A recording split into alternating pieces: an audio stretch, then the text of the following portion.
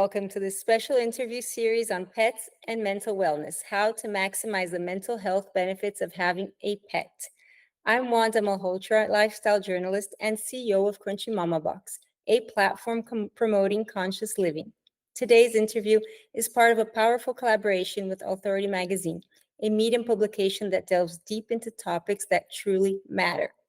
Today, we will have the pleasure of speaking with Mario Arbore. Mario is the founder of Square Paws and is an architect by trade. As a graduate of Syracuse University, Mario has over 30 years of experience in architecture, both commercial and residential. His interest in various building typologies and iconic everyday elements, coupled with a love for art and color, sparks his imagination in the cat creations that comprise Square Paws' catalog of work. This video is a special follow-up to the written interview previously published.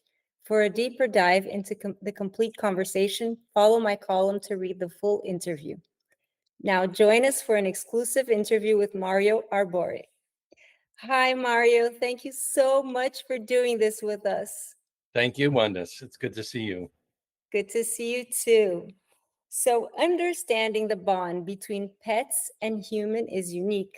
Can you share an anecdote from your experience where a pet's intuitive understanding helped someone through a particularly tough time? Yeah, actually, I mentioned it in the article. My stepmother had passed away in 2010, and I had relocated my cat down to Florida to be with my parents, who were retired. And unfortunately, my cat, I was in a New York City apartment, and I was working from home, and she got very fat because she always wanted to. Every time I'd go for a glass of water, she'd want to be fed or get a treat or something. And she wasn't going outside at all. So my parents had an outside space and, an enclosed area, which is very typical screened-in area in Florida. Speaking of which, when my mom passed away, it was a very sad time. My cat at the time was very bonded to both my mother and my father. And a lot of us came down from New York for the funeral. And the day of the funeral, my cat Slinky got out of the screen-in porch. Someone must have opened the door, not seen her, which is very, easy thing for cats to sort of scoot out, right? And she got out. And you know what, Wanda? She had been an outdoor cat in my life, partially in New York. And she was a bit of a territorial kind of fighting cat. But for many years, she lived with my parents screened in, and she had gotten older. So long story short, we scoured the neighborhood for her, and it was really upsetting because I had to go back to my life in New York, and my father was alone. He had just, lost my mother, and it was a very sad time. And the fact that my cat Slinky wasn't around was also adding to this kind of, depression and sadness. And so I set up my dad. I said, look, put some food outside by the door, keep the screen door open just a little bit every night, and maybe she'll come back. And so she was gone for 10 days, and myself and the family, left. We dispersed, went back to our lives from Florida. And 10 days later, I'm an architect. I tend to keep late hours as an architect. So I was in my office in New York City, and my phone rang, and my dad was calling, and he was so excited. He said, "You'll never guess who strolled in tonight." And it was just like, it was such a exaltation. It was like high, like all the lows, and then all of a sudden this burst of heightened, joy and energy and happiness to see her again. And she came in, and she was just chatting up a storm to him, as if she was telling him, like, you know what?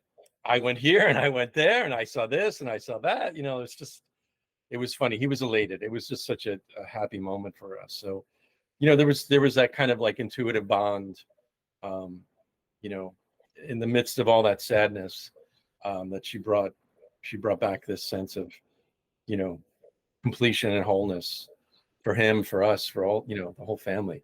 We were also worried. So it was really just a magical moment. That's an incredible story. I read your answers and I was like, "Oh my gosh, this is an amazing story. Cats are so much smarter than people think they are.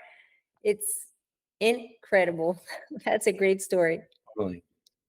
So, Yeah. as someone deeply involved in creating unique spaces for cats, including personalized designs, how do you believe the physical environment and design influence can can influence a cat's well-being? Uh, Cats like to be up high, generally speaking. They like to survey their dominion, right? Like they want to know that they're safe, that they can fall asleep, there's no predators around them. So design, um, there's some basics, right? Some sort of like, I would say geometric or dimensional basics for cats. The amount of space that they need in terms of curling up and sleeping, having edges to things so that they feel kind of contained, or that they know that they're not going to fall. Because cats in the wild are used to, either being on the plane or being up high in trees, right? So, which is why a lot of cats will get stuck up in trees, like house cats. Um, but they need certain dimensions to kind of um, scale things, right? So they need like a 6-inch space where they can ascend to a certain perch and then climb higher or back down. Um, and again, they need to be able to see their surroundings. So having a space that's up high, even in like a multi-cat or a multi-pet household, they want to see like, okay, the dog is down there where the other cat is in another space across the room. So that aspect of design, is very important. But it's sort of like the structural basics, right? The stuff that we do is sort of like, it's like an artful take on the cat tree, right? Like cat trees can be sort of very generic, very plain. We try to make things that are appealing to us as humans. So that's the kind of um, twist that we have at Square Paws. That's what we do. And they are so beautiful. Thank you. Everyone should check your website and your designs. They are gorgeous. I have cats, and cats really love staying up high. I have dogs too, so they like to be really above the dogs. Uh-huh. Do your dogs and cats, like, do they get along? Are they all copacetic or? So I have 4 dogs, and this cat, his name is Figaro. Figaro gets along with the 2 oldest ones, but the puppies are too hyper, so he cannot stand the puppies. Yeah, I mean, cats like quiet. They like tranquility on a lot of levels, and I think when they have kind of barking or yappy or active dogs, they're just like, what's wrong with you? Like, get it together. Exactly. My cat Figaro, we call him Figgy. That's his nickname, and he does not like the commotion they cause. That's a great. So, are you currently do you currently have any pets? Do you share your life with pets? Could you Yeah, share I your have I have 4 cats. And it's funny because the first cat that I had, there was a stray cat, a black cat that was coming around that I was feeding. And, I moved down to Florida to basically live with my father. He had been on his own for a couple of years after my mom passed. So I ultimately like transferred my life down here and moved in with him and, rearranged things. So, we still had my first cat, Slinky. And this black cat was coming around begging for food.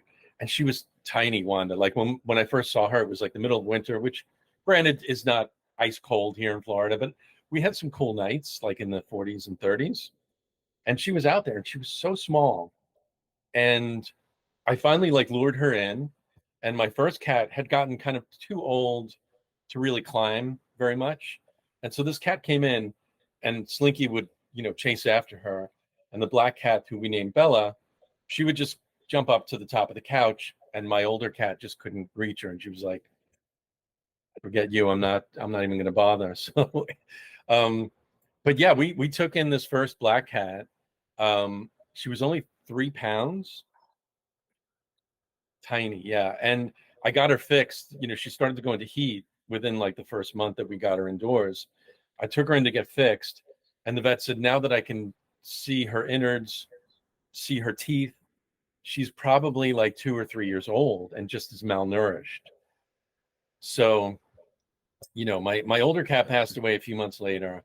And then, we just had the one black cat and decided, well, let's adopt another one. We can't have one cat, she's going to be bored, right? So we got that cat. And then a friend said, oh, there's a couple moving out of state. They have a Himalayan cat. Would you be interested in adopting her? Took her in. Then I started like trapping cats, and neutering them and either, getting them into homes or whatever. And the first one that I had trapped was what they call a foster fail. I don't know if you know that term, but basically, like, I just could not give her up. So now I have those 4 cats. I love cats. I love cats. I think I love all animals. So tell me something. How do these cats contribute to your own sense of well-being and your creativity? That's a great question. Um, I think all animals and pets, they just give us a sense of stability. I would say, like a sense of home, right? Like they really own the space that you live in with them. And for me, coming home just is such a joy because I'm curious to see where are they? Like who's up, who's awake, are they on any of the cat towers in the house? As you can imagine, my house is full of cat towers that we've made. So, um, I test out everything as a prototype. That often they end up staying and living in my home as art pieces. But so it's always fun to come home and see them. Like where are they? What are they up to? And seeing their interactions with each other. Um, and design for me, like what I can give them, is this kind of like um it's sort of like the gift that they give me, I want to give back, right? Like I want to reciprocate all the joy that they provide me and the comfort. So I always try to think of them like when we do stuff here in our shop. um I'm always kind of telling my carpenter, like, think about how the cat's going to use this, because sometimes it's like, okay, we do a lot of stuff like the way we work. It's like I'll draw stuff on the computer or by hand, and I'll give some dimensions, and that's sort of like a basic framework. It's never really, it always turns out something different because we always look at it like, okay, I mean, especially the more artful things, it's like, okay, what should we do different here? Let's tweak this, do that, change this. And it's like, okay, that looks great, but how's the cat going to take to it? Does he have enough space? Like, is he going to like it? Will he sleep on it? Is it comfortable? So, kind of putting our minds into the mind of the animal becomes like the challenge. Like, yes, it has to be aesthetically pleasing and all that, but ultimately, if the cat doesn't use it, it's just kind of an inanimate object. Spit that out. Inanimate object. That's so true because you can have a beautiful piece, but if your cat's not going to use it, he's not going to enjoy it. What's the point, right? This is for the cats, but at the same time, they're so beautiful that they decorate your home. I love that. Yeah. Yeah. Cats, they're great. They're like another, sort of art object, right? I mean, it's sort of like the Egyptians, like how they consider them this like God figure, right? Like they're on this platform or in the hieroglyphics, like they're just so prominent. And, I kind of treat them that way too. That is so true. I always saw cats as like a decoration for my house. Right. Dogs, they're goofy, they're funny, but they're elegant, they're beautiful, they move in such a beautiful, like the rhythm. I just love it. Totally. Elegance is like the perfect expression, right? Elegance, that's the word I was looking for. Thank you. So pets often become integral members of the family. Can you share a story where your creative designs for pet spaces played a role in strengthening the bond between the entire family, positively impacting their mental harmony? Hmm. Um, I think we try to do that with every project we do. I'm thinking like one thing comes to mind. I have a friend locally here that are in Cocoa Beach, Florida, that um, she adopted a Siberian cat, which they're beautiful. They're just like amazingly gorgeous cats. And her husband did not want a cat and is allergic to cats. Okay. And so, like, Siberians and Sphinx cats, the hairless ones, are considered the least, they're the most hypoallergenic cats that you can have. So, this friend Roz, she commissioned us to make something. We made sort of a potted double palm tree, fully carpeted with coconuts. I mean, it was, about 5 foot tall and all that. Um, and, one of the things was like her husband, I mean, had to really, he had to get something out of it, right? So like she got the cat, he needed something. So we did all this design work that, I presented to them. And then when we installed it, he was just like, wow, so like it kind of, it made it okay that she had the cat, because it was sort of like they kind of like bonded around the cat tree, because it became kind of a real integral element of their living room. So um that sort of one case that kind of reminds me of like how the objects that we create for the animal, for the pets, can really help harmonize the home. For sure. What a beautiful story. I love that. The cat brought everyone together. Yeah. In your experience, how does the process of creating custom pieces for pets contribute to the mental well-being of the individuals involved, both for you as the creator and for the pet owners receiving these bespoke items? And how does this also influence your team, all the carpenters, everybody that you have together? What's the vibe in your office? Like how how do they interact, and what is the how do you get everybody enthusiastic about this? um I think it really just kind of starts with what like the homeowner wants. And I think it's a similar approach to how I work with architectural clients. Like it's a very similar kind of discipline for me, because it's kind of like listening, right? Like listening, what do they want? What is it, like what's their budget? What's their aesthetic? What are their likes, their dislikes? And kind of getting all that in. Um, and also like thinking about, again, what would the cat want? Like how do we take that and make it work for the cat? And sometimes it's really also about the context. I would say, like, what is the home, like, is there a certain spot in their home? Like, is it something that's going to go in front of a window? What are the heights of that window? What do they see? What is the cat going to be looking out to? How does that impact the rest of the room?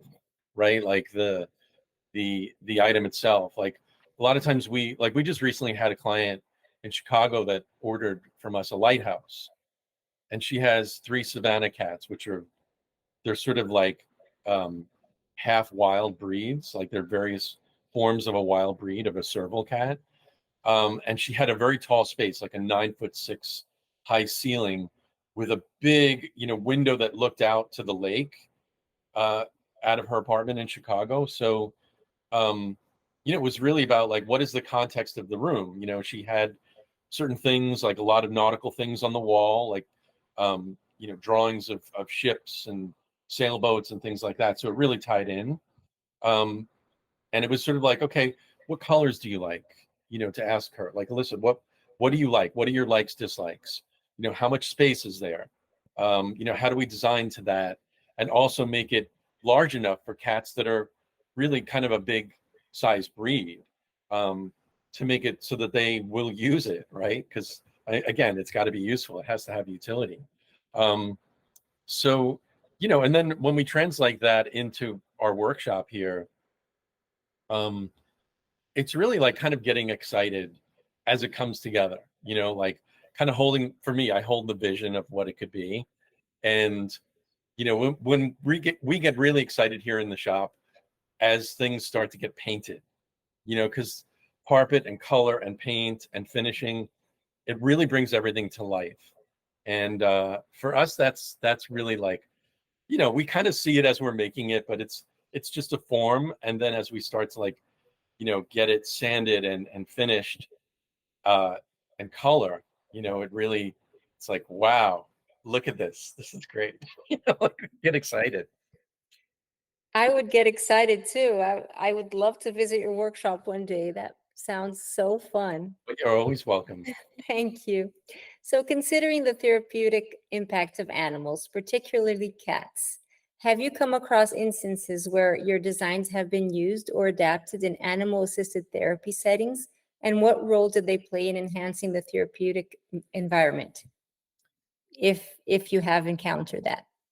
Um, that's, what's interesting about that. I have a friend who's also done a lot of graphic design work for us. And she has like a kitten, rescue thing that she does out of her home. And a few years ago, she had a cat that had I forget the exact condition he had, but he had sort of like deformed legs. He was a kitten still. His name was, she called him Flapjack. And she asked us to make something therapeutic for him. I mean, not anything in any way aesthetic, but it was sort of like, she wanted to kind of help him um, utilize his legs and kind of straighten his legs, or kind of like work with them in a way. Um, how like someone who's regaining their skills with walking, they use those sort of parallel bars.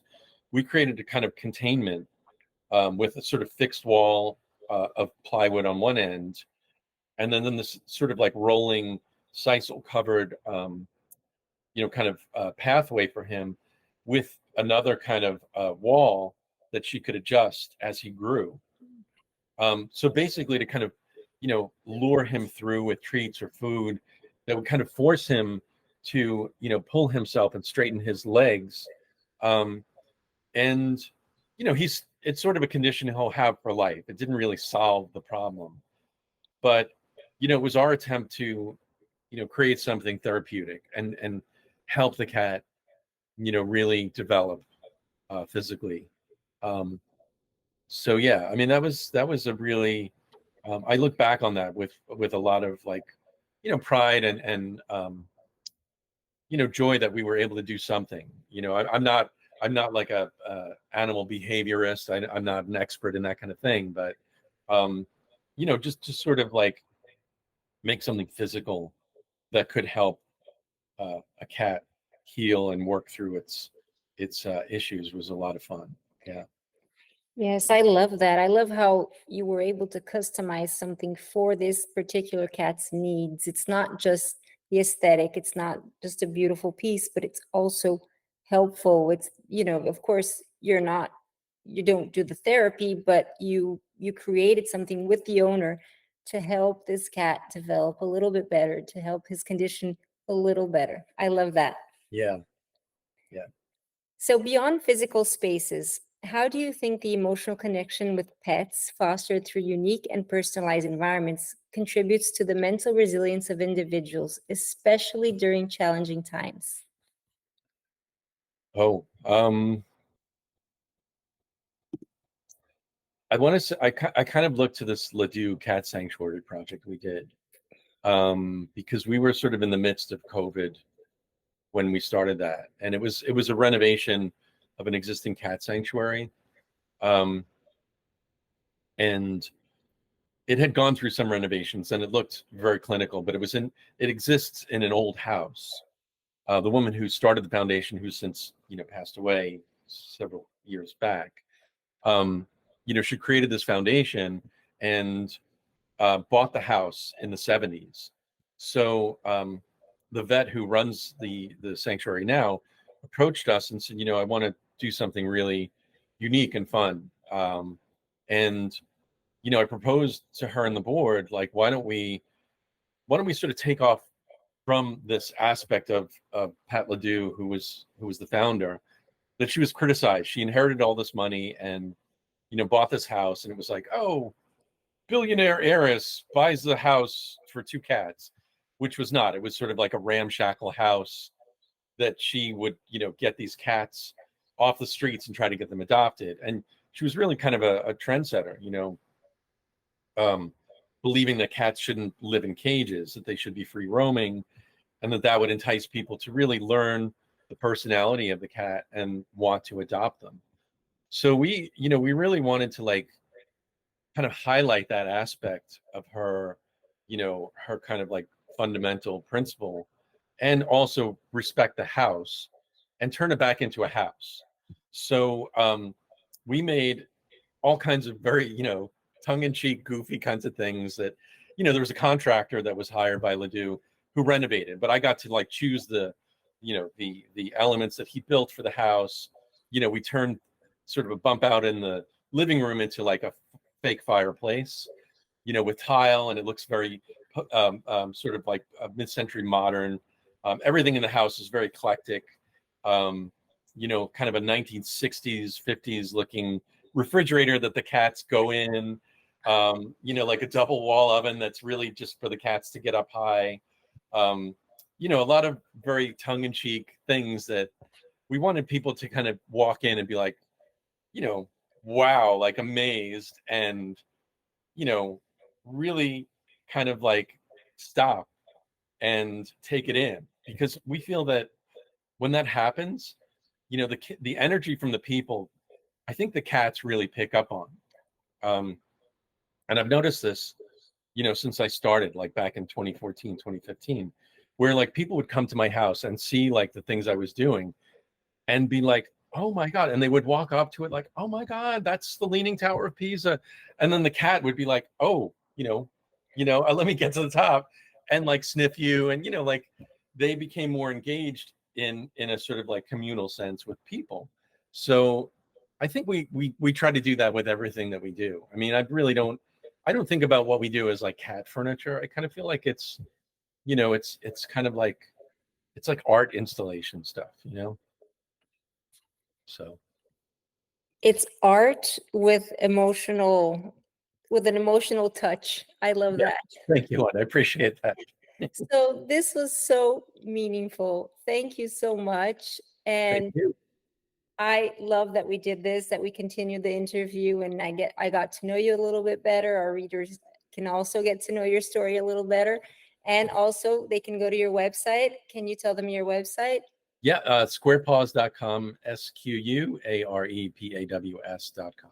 Wonderful. We wish you only continued success on your great Thank work. you so much, Wanda. Appreciate this.